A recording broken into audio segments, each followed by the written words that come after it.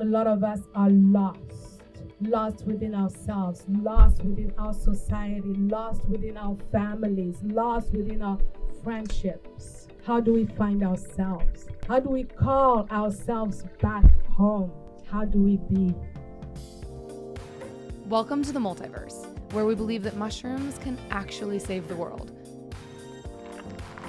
Each week, we'll be meeting with thought leaders and experts to extract the best insights and stories across everything from functional fungi, psychedelic medicine, and so much more.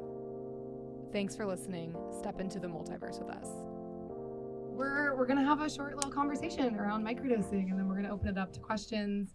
And we're so excited to share this concept with you guys. And this has been something that's really close to all of our hearts. So I will be brief with kind of introducing it, and then we'll get into a little bit more of like the details and the science and the actual legal policy, which Josh will speak to much more eloquently than I can. And just to like kick it off, if you can just by a show of hands, who here has microdosed?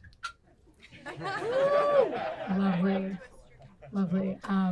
Who here has had their life significantly improved by the practice of microdosing? Amazing. The reason why we started this nonprofit, it's called the Microdosing Collective. And the short answer is microdosing has made a major impact on my life, Paula's life, on Josh's life, on everyone that's involved in this coalition and this collective, and hundreds of people around us. We've heard incredible stories.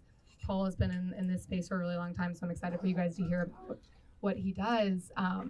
But the way that we are forming policy right now around psychedelics in the United States and Canada, as I'm sure a lot of you know, because a lot of you work in the space, is all around macrodosing at service centers.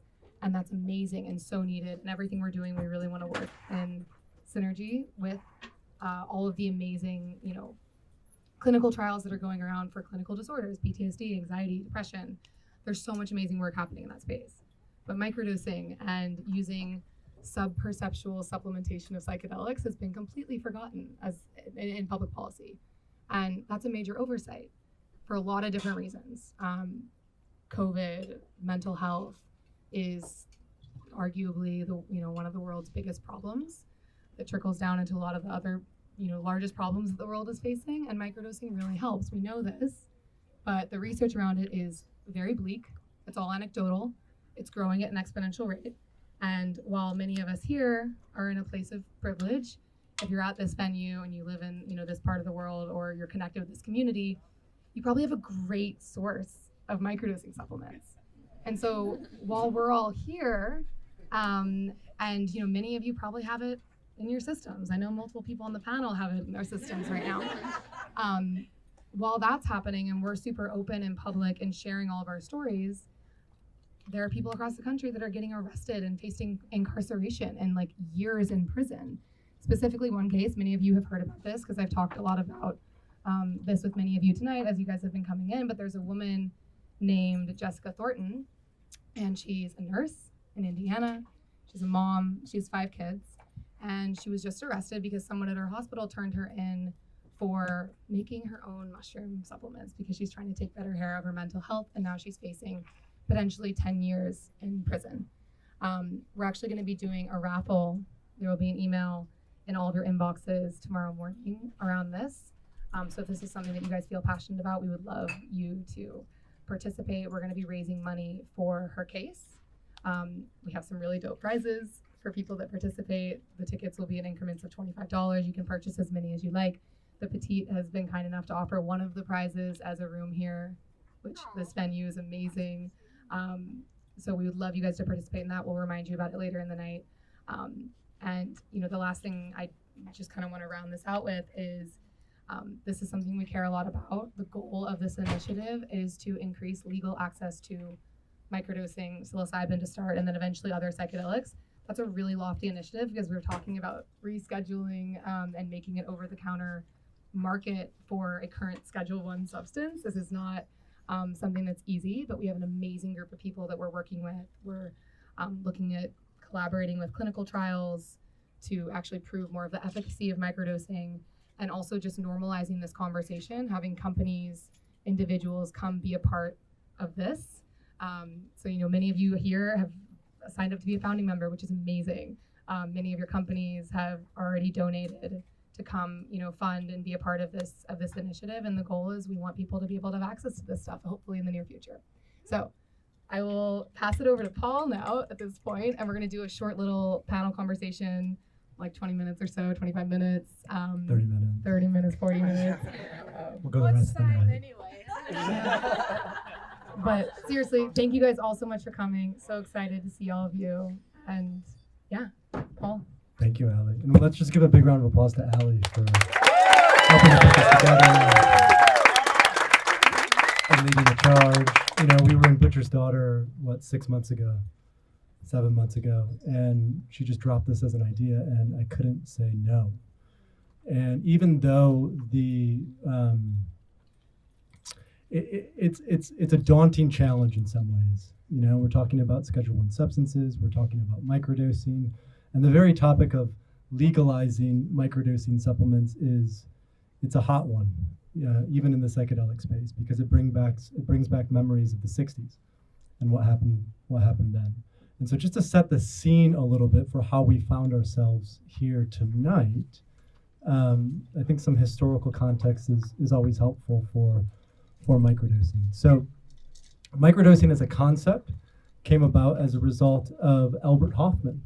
Albert Hofmann was the inventor of LSD, and in 1943, he had the first high-dose LSD trip where he rode his bike. If any of you have seen Michael Pollan's new docuseries, you might have seen a phenomenal artistic representation of this. And later on in his life, Albert Hofmann lived till he was 102. He used to microdose LSD. And he said that it was incredibly helpful as an antidepressant and as a general euphoriant. Now, word of that got back to a guy named Dr. James Fadiman. And Dr. James Fadiman was involved in the 1960s in research on psychedelics for creativity and problem solving. And he wrote a book called The Psychedelic Explorer's Guide in 2011, which talked about the concept of microdosing. In 2015, he was on the Tim Ferriss podcast, and that's when it started to take off. So 7 years ago, I heard about microdosing through the Tim Ferriss podcast and Jim Fadiman. I started microdosing LSD about twice a week for 7 months. I haven't really looked back because as a result of that, I started a platform called The Third Wave, which is an educational resource for psychedelics, for microdosing, to really help bridge the gap around the intentional and responsible use of psychedelic substances. Because at this point in time, we know the science. We've had the science for over 70 years. Now it's largely a matter of disseminating that information in a way that's palatable for a mainstream audience, and that's what microdosing does so well. And so what I've landed on, for any of you who may be Taoists or interested in the Tao Te Ching, they often talk about the middle way as part of the Tao Te Ching. And what microdosing does is it lands in that middle way, right? You're not taking psychedelics.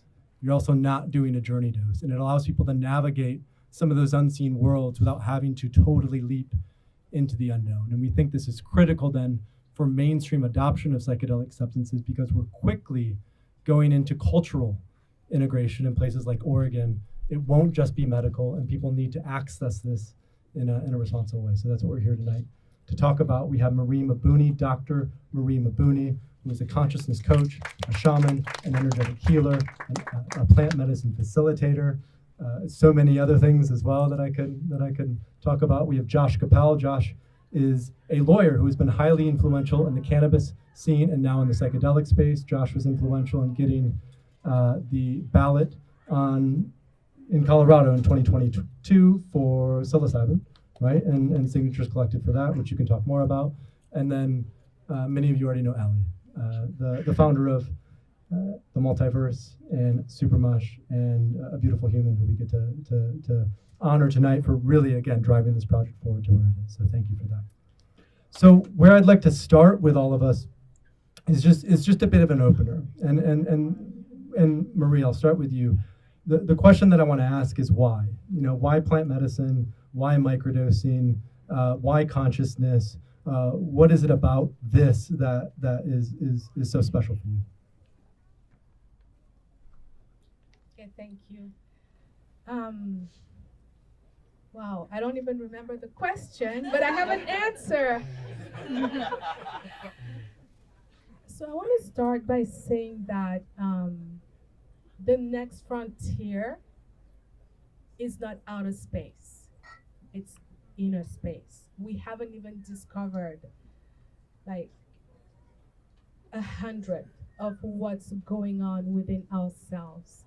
And these substances, these plant medicines are gateways, they portals that help us bypass in a good way whatever stops us from accessing the parts of us that are divine, that are elevated, that are dark, so that we may become whole, so that we may become true, so that we may really be human. That's what I call being human, because a lot of us are lost within ourselves, lost within our society, lost within our families, lost within our friendships. How do we find ourselves?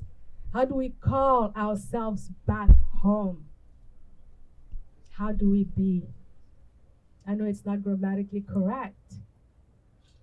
And I like and love that question. How do we be?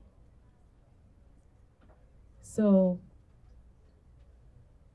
I'm really passionate about this because I had lost myself in my job, in my achievements, and in the matrix of whatever it was I was focusing at the time. And one day I realized I'm like a robot. I don't know what I want. I don't know what I like. It's all informed by the outside. And that's how I started the journey of reclaiming myself. And so, yes, that's what it means for me. Thank you, Marie. Josh? Lovely.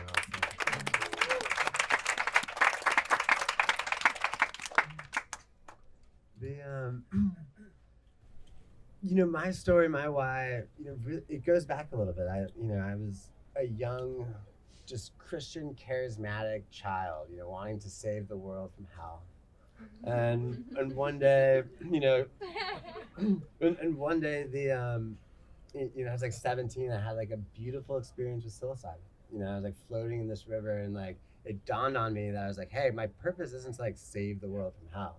It's actually to like bring heaven on earth. And that's like led me to this career for the last 18 years of like working on drug policy reform and trying to open up consciousness and and really like expand access to different plants. And in that time, it's like help draft laws in Colorado for medical cannabis. It's part of the campaign to make recreational cannabis legal. Worked with MAPS and some of their studies. Worked with Courtney, and we helped decriminalize psilocybin in Denver. Did a similar measure in Detroit. Courtney's amazing, by the way.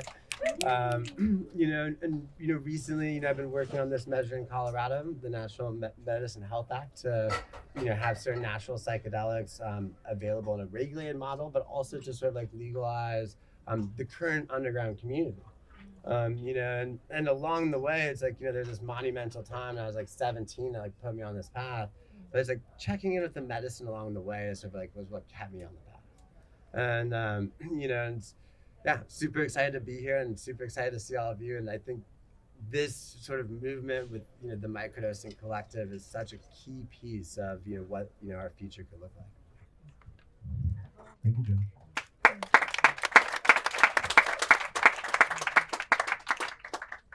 So I came to mushrooms through functional mushrooms originally, and a lot of what we talk about, my team is here as well, Nini, Emily. We we say this all the time, but lion's mane is equally as powerful as psilocybin. So a lot of what our work is, and my own personal journey, was discovering the power of fungi in general. This is not just psilocybin, and a lot of, what we believe is the gateway to people understanding and having an open mind to psychedelics is coming to understand the fungi kingdom in general and how powerful it can be across the board.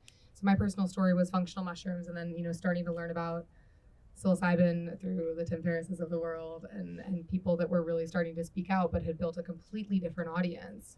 And, why that's relevant to tonight's conversation is a lot of what we're trying to do, whether it be with our podcast or this initiative, is like help normalize these conversations. The most powerful people in the world all microdose psychedelics or macrodose them, right? And that's still fully illegal. And so if you're someone that's suffering in the middle of the country, you're not at a place of privilege where you have access to these things. And most of the products that are being sold all across the United States and Canada, all these black market brands, are coming from a guy who knows a guy on Signal. I just found out a product I used to take is now being made at the same facility that produces heroin and fentanyl, and those substances actually in and of themselves aren't bad. Read the book Drug Use for Grown-Ups. Lauren Taus is a huge fan of this work as well. It's my team's doing a book club on it. It's a really amazing book that talks about drug policy and that drugs can massively enhance our lives when they're used in a responsible adult way. It's impossible to do that if they're illegal. And anyway, that's a large part of the passion behind it. I really believe that mushrooms of all types can save the world, and this is really a passion project that was started by all of us that are working on separate projects in the space with the intention to like bring all of it together and actually inform change. Like there's so many cool people in this room, and so a lot of what Paul's going to talk about as well, but like we really want to encourage people to come get involved. Like public policy is not cool. No offense, Josh. Like it's not sexy. It's not exciting.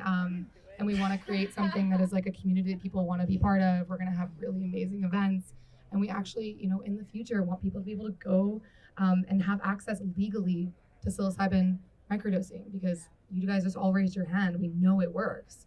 We need to get it out there to people that need it. So, anyways, that's kind of my vibe. Thank you, Alli. So the high doses, these profound doses, these mystical doses, right? They have these phenomenal healing powers. And yet, all of us in this room, we've microdosed. Many of us have probably gone on journeys. We know the power of that. There are a lot of people who, they don't necessarily have that courage, at least initially. They don't necessarily want to face themselves in that way. And so what microdosing does is it allows someone to go in the shallow end before they swim into the deep end of their own consciousness, right? So Marie was talking a lot about that how do we be, right? How do we come to recognize what is truth? And microdosing can be that first step for folks as they navigate that journey. And so Marie, the follow-up question that I'd love to have you sort of riff on or speak about is talking a little bit about these plant medicine microdoses, because a lot of us here, we've heard about psilocybin microdosing, we've heard about LSD microdosing, but I know you've practiced with more indigenous plant medicines in this way, and I'd love if you could talk about the power of reciprocity, the power of ritual, the power of a sacredness, even when it comes to microdosing.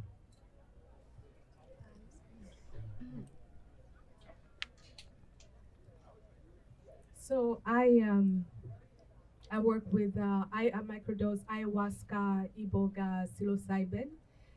Those three plant medicines are my allies, meaning they call me to work with them. Because in shamanism, you don't choose. You're not, oh, I'm gonna serve. No, they choose you, right? So these are my people. And I think that when you microdose plant medicine, it's easier to remember that we are part of nature. It is easier to remember that the power of ritual is super important in our lives. And when we talk about rituals, people think it's, saging. It is a ritual, but everything can become a ritual. And when you learn that, the way you make your bed, the way you drink your water, the way, people call rituals routines, your morning routine, right?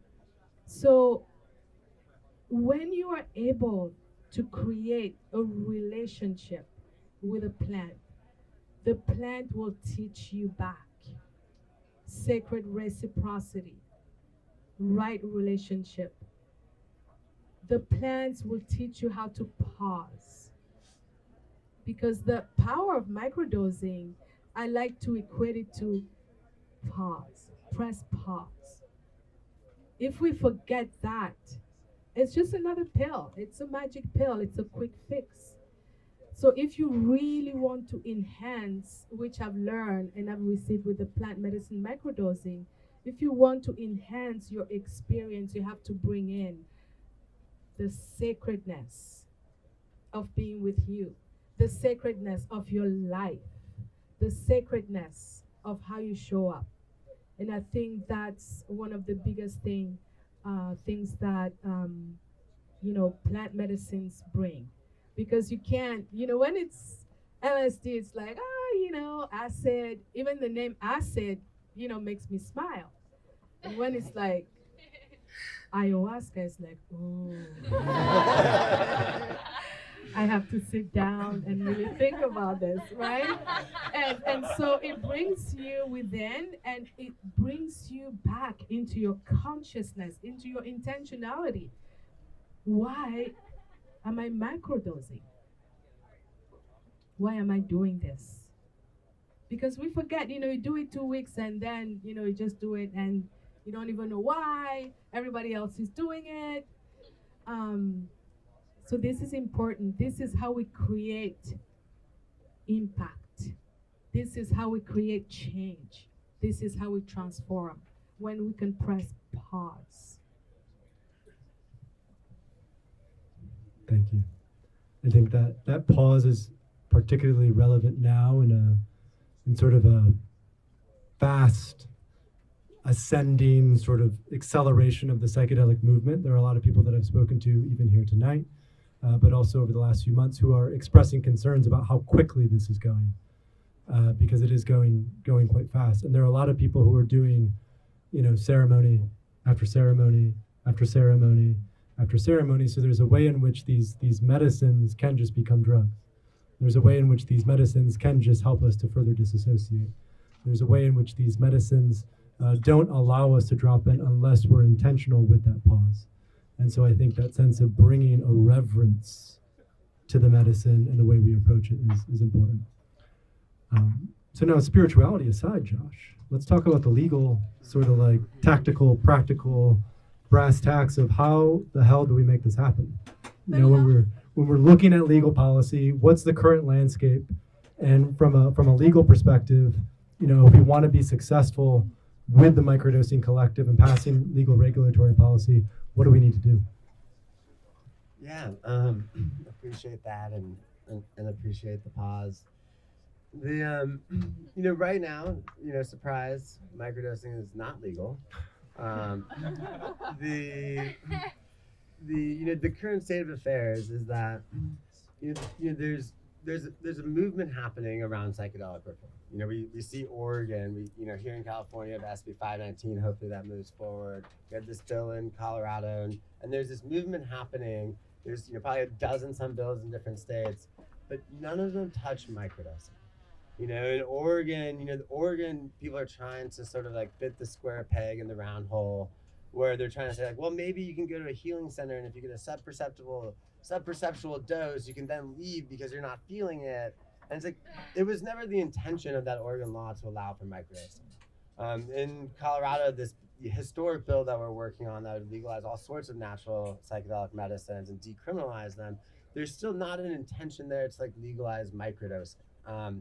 Under the decrim provision, yes, it would, allow people to grow their own, to share it, and it'll provide some protections, but there's not any offsite sales. And the best we could get in that Colorado bill was the study, there's supposed to be a study produced about what sort of microdosing could look like.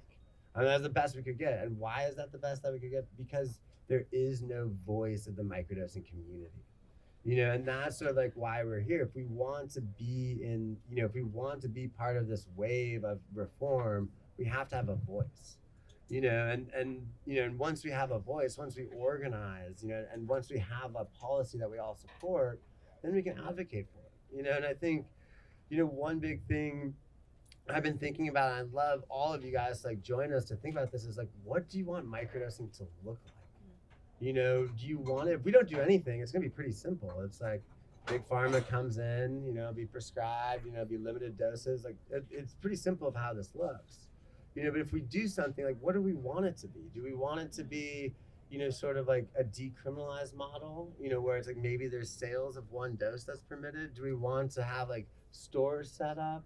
Do we want just healing centers to be able to sell these products? Do we even want these products to be sold?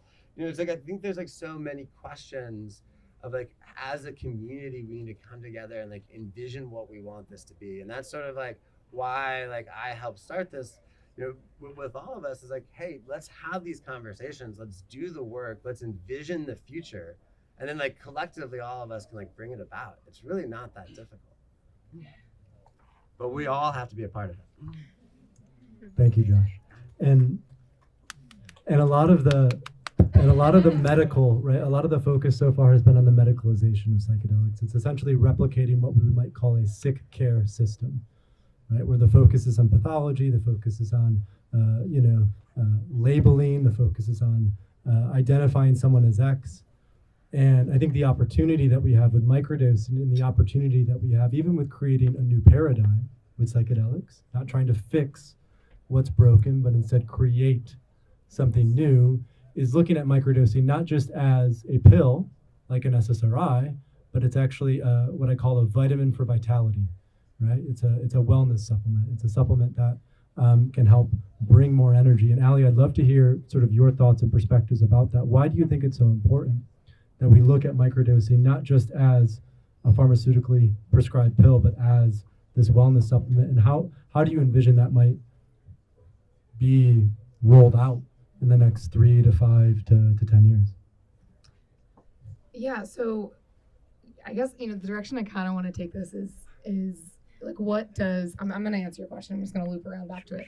But what does the world need most of right now? And it's more open-minded people, in my personal opinion. I think the world needs more open-minded people.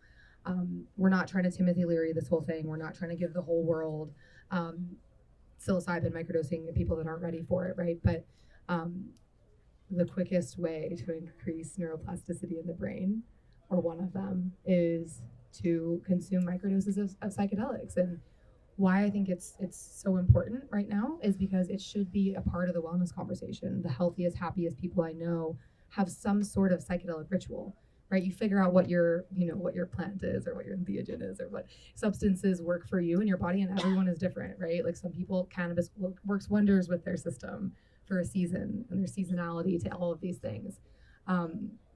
But what I have found in the hundreds of people that I've had conversations with, I think we all have, that have used microdosing as a part of their wellness ritual and are including it as a part of a healthy lifestyle, is that it's allowing for live pattern interruption, right? Instead of going and doing a macrodose, whether it's ceremonial or recreationally or however you consume psychedelics, supporter of all, is microdosing allows you to have this slight neuroplasticity while you are in your life.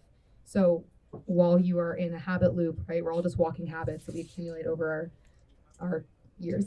And, while you're having a challenging conversation with someone, this habitual loop of how you respond, you're actually able, I've caught myself stopping the pattern. And I think that's so important, to have this open-minded way of thinking. And, just at baseline, I've had conversations with people all across the board that are using microdosing for just human optimization, going from an 8 to a 12. And then people that are using it from, that are experiencing really severe depression, anxiety, and that are just looking to get to that healthy, normal pace. And it's remarkable, the stories that I've heard. And I'm not trained in microdosing. There's a lot of people here that are. And if you are one of those people, actually raise your hand. Who's a microdosing coach here that works in the space? There's quite a few of them. John, yeah. So there's 10 or so of you guys, find these people and if you're interested in working on a protocol. But I just think from like an impact perspective, the slight neuroplasticity for as many people that want to explore it, to have access to it is so important. Well, it goes back to Marie's point about the pause, right? So as above, so below. That's one of my favorite sort of phrases, right? And so if we're looking at that pause externally, that pause internally allows for that chance not to react, but actually to create, right? And then microdosing can be that tool, can be that catalyst to help with that creation process. Marie, yes? I just want to add something really quick. I love what everybody's saying. So the way the brain works is it likes patterns, right? It recognizes patterns. So having rituals and pauses is you saying, okay, I'm going to witness myself. I'm going to witness my patterns. Because patterns happen because we're not conscious, which is why you can drive from a place to another. It's like, wait, how did I get here, right? Patterns. And with a pause, it's like, I know what's happening. Conscious neuroplasticity is how you actually know that you are changing, you are transforming. If not, it's just another pattern, right? Like the microdosing pattern. You don't know it's happening. So bringing ritual, sacredness, consciousness, interrupting your patterns, boom.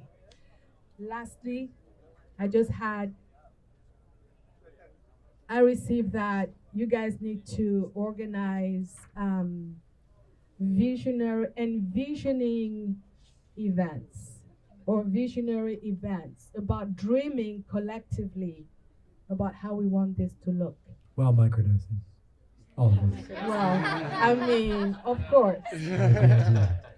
Thank you. So I want to open it up for a little Q&A.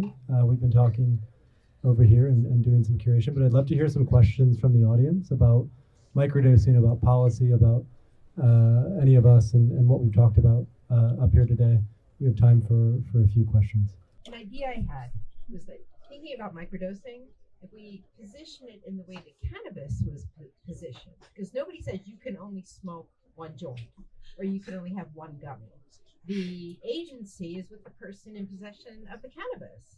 So I'm wondering, in the success of that, what are those successes, like that success that we can draw on with respect to the use of other plant medicines, including microdosing? So that's one question. Has anybody thought of that? And then the other, I just want to comment about the neuroplasticity and these wellness supplements. And I think, wow, how cool is it? We can have turkey tail and some lion's mane and psilocybin all compounded together. So for me, I really feel like there's such value in that. And as far as I know, there's probably people putting things together. But, there's, the STEM stack. But beyond that, there isn't a lot of education about neuroplasticity and about the actual physiological benefits. So I also think that is a really powerful inroad. So the question, though, is what is it about cannabis that made it so unique, and why is it so different than psilocybin and mushrooms in this application? Thank you. Yeah. Who wants to handle it? Yeah, Josh. Mm-hmm. All right. Cannabis and psychedelics. I mean, a lot of people say like, oh, it's like psychedelics are like cannabis, like circa, or like, circa 1996. And like in some cases we are. You have one state that passed a law that's like very limited, that only allows for supervised use of psilocybin. But you also, on the other hand, have like a ton of pharmaceutical companies that are like, going through trials on pharmaceutical products, very soon, or maybe in the next couple of years. And cannabis is nowhere close on the pharmaceutical side. So, just like, putting it in perspective. But in terms of like, there's a question a lot of people ask is like, hey, do we want to be like cannabis? Do we want that same structure, or do we want to do something different or something better? And I think when we think about like what this looks like from a state perspective, like really it's like, anything's possible. We just have to like put it together. We could say like, hey, instead of having stores, we want facilitators to be able to sell these. You know, we want like a facilitator microdosing license. Like, you know, we could advocate for like that. You know, we don't have to like follow the same stories of the past. I think in Oregon, you know, why do they not have retail sales? I think it's like part of it was like, hey, you know, I can't like, you know, put myself in their shoes, but I think a lot of it was like, hey, what they really were pushing for was like, hey, we want to provide psychedelic therapeutic access to as many people as possible. And we don't know what this is going to look like because it's never really been done before openly. And so we'll do it in a very controlled setting. And so they started like very small. And I don't think we have to do that. I think we can like do whatever we want to if we can all come together and get behind it. And thank you, Josh. And I think on the physiological note, right, microdosing is also, psychedelics are anti-inflammatory. And we know that a lot of diseases, we know that a lot of issues are related to inflammation. They're also, they activate serotonin, a lot of serotonin, and the vast majority of serotonin receptors, 90%, are in the gut, right? And so there's a phenomenal then physiological impact on when we heal the gut, we also heal the brain, and that's actually where a lot of neuroplasticity comes from because of the clearing of that inflammation. In terms of education that's specific to that, that's something that we've done quite a bit through Third Wave in terms of resources and blogs and a course and even a coaching training program that we have. I do think it's probably one of the weakest points of the current psychedelic renaissance that there's not a lot of focus on the physiological.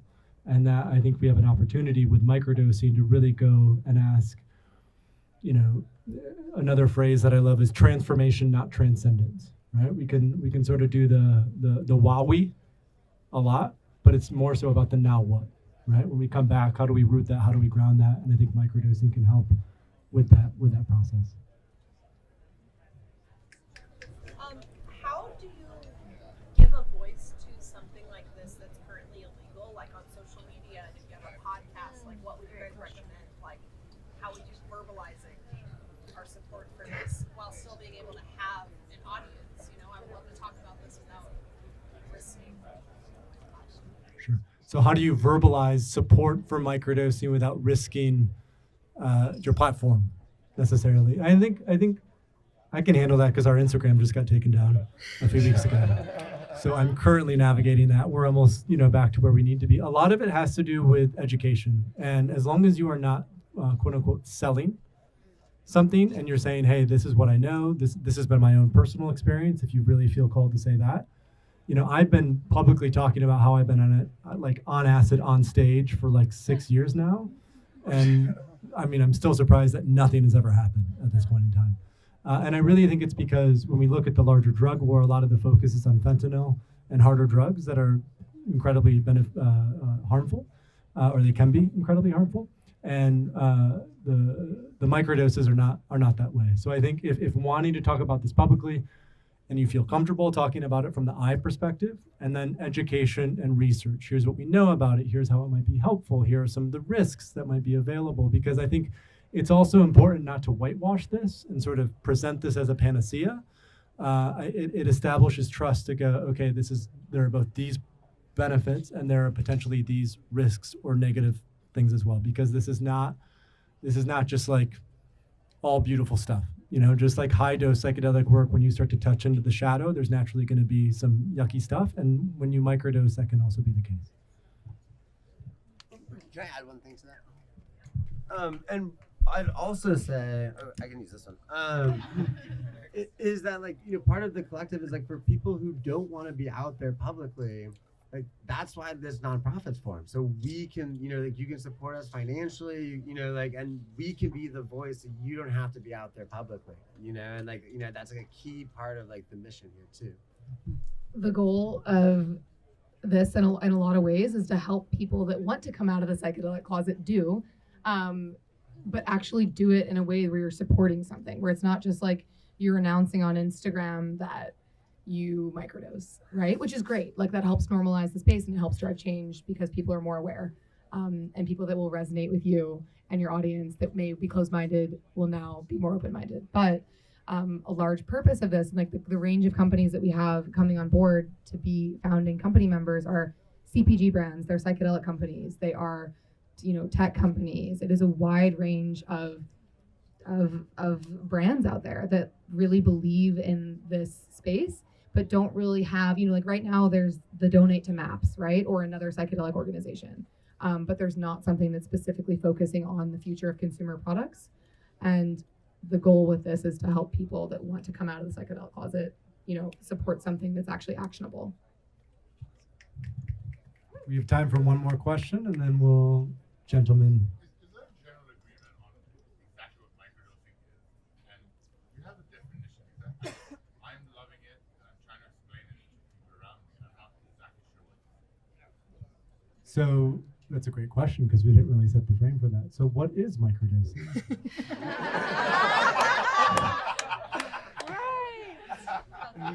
So microdosing is a sub-perceptible dose of a psychedelic, typically about 1/10 of a regular dose. So when it comes to LSD, that tends to be between 5 and 20 micrograms of LSD. When it comes to psilocybin mushrooms, that's between, let's say, 100 and 200 milligrams of psilocybin mushrooms. Now, there's a lot of sort of underground or other, like I hear a lot of people say, they took a microdose today, and I asked them, how much did you take? And they said, I took a gram of mushrooms. Now, what's important to emphasize is for some people that could be a microdose. For people who have been on SSRIs for a long time, for people who are maybe highly neurotic or have like a lot of blockages, that gram might be a microdose for them. But for most people, it's 100 to 200 milligrams. And what's important is the calibration, right? So a lot of this is the personalization. Whereas Marie talked about, we are engaging with a medicine, we are engaging in relationship with that medicine, and we're asking of it, what do I want to create and manifest with this? So for some days, a microdose is 100 milligrams. Today it was 200 milligrams. On other days, it might be even slightly more than that. And I think it's important not to get hung up on this definition of microdosing.